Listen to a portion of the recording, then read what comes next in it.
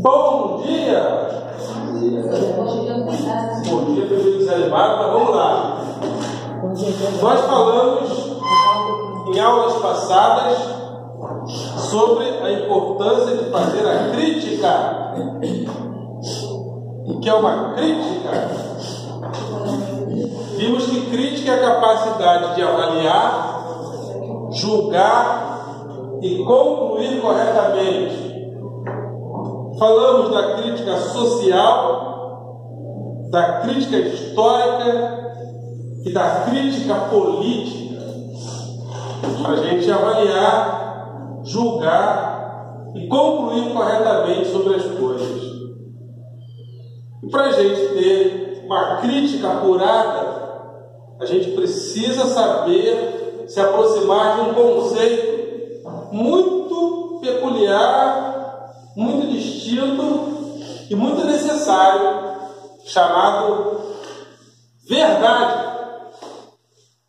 O que é a verdade? Já pensou para avaliar essa pergunta? O que é verdade? O que é? A verdade pode ser alcançada plena e totalmente? Afinal, o que é a verdade? Por que você chama alguém de mentiroso, verdadeiro? Você está falando mentira? Você é um mentiroso? De repente sai até a porrada com alguém, porque mentiram para você. Então, precisamos, para a gente saber e compreender o processo da crítica, a gente precisa tentar nos aproximar, precisamos nos aproximar do conceito de verdade. O que é verdade? Tem 3 palavrinhas que eu coloquei aqui: aletheia, emuná e veritas. São 3 palavras, uma de origem grega, aletheia, uma de origem hebraica, judaica, emuná, e uma de origem latina, veritas. São 3 tradições que nos influenciam muito. E os conceitos de verdade que a gente tem são muito influenciados por essas 3 palavras com seus conceitos. Aletheia significa desvelamento ou não esquecimento. Já ouviram falar do rio Létis? Na mitologia? Já ouviram falar? Rio Létis é um rio que, quando a pessoa vem de outro plano, ela se banha no rio Létis e se esquece de quem ela é. Então, uma vez se esquecendo de quem é, a pessoa precisa se lembrar. Então, a aletheia é mais ou menos isso: é você se lembrar das coisas, se lembrar de quem é. Então, aletheia, não esquecimento. Emuná significa promessa e cumprimento. É o conceito judaico de verdade. Por que até hoje os judeus estão esperando o Messias? Já viram falar? Porque os judeus estão esperando o cumprimento da promessa de um ser que é verdadeiro, que fez uma promessa, e essa promessa precisa ser cumprida. Por que na igreja que você vai dizem que Jesus Cristo voltará? Por causa dessa palavrinha. Porque a cultura judaica cristã traz o conceito de verdade como promessa. Então, se você fizer um passeio pelas Escrituras, você vai ver lá, Davi fez uma aliança com Jonatas. E quando Jonatas morreu, Davi se sentiu na incumbência de cuidar de Mefibosete. E verdade como veritas. Veritas é a verdade da palavra. Alguém fala e te convence através de um discurso. Então esses três conceitos de verdade, aletheia, emuná e veritas, são conceitos que nos influenciam até hoje. E por que hoje é importante a gente falar de verdade? Porque a gente está vivendo um momento chamado de após-verdade. Uma verdade precisa ter coerência, bom senso e fonte. A gente falou isso em crítica política, social. Se alguém fala para você, na ditadura militar houve democracia, tem cara de pau que anda falando isso aí. Aí você vai perguntar o quê? Qual é a tua fonte? Por que nós estamos numa democracia hoje? Porque nós temos uma Constituição democrática. Qual foi a Constituição democrática da ditadura militar? Porque a Constituição é a certidão de nascimento do sistema político, do regime político. Onde há democracia? Onde há, a princípio, uma Constituição democrática. Então a fonte seria a Constituição democrática do regime militar. Então, verdade precisa ter bom senso, verdade precisa ter, uma fonte, minimamente precisa ter bom senso, coerência e fonte.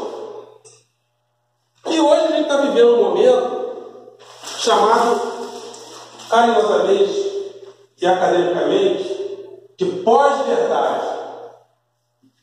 As pessoas fazem afirmações e essas afirmações caem na rede. E depois que as afirmações caem na rede, elas se transformam em verdade, independente de qualquer coisa, independente do bom senso, independente da coerência, independente da fonte. Simplesmente alguém fala. Depois que alguém fala, cai na rede.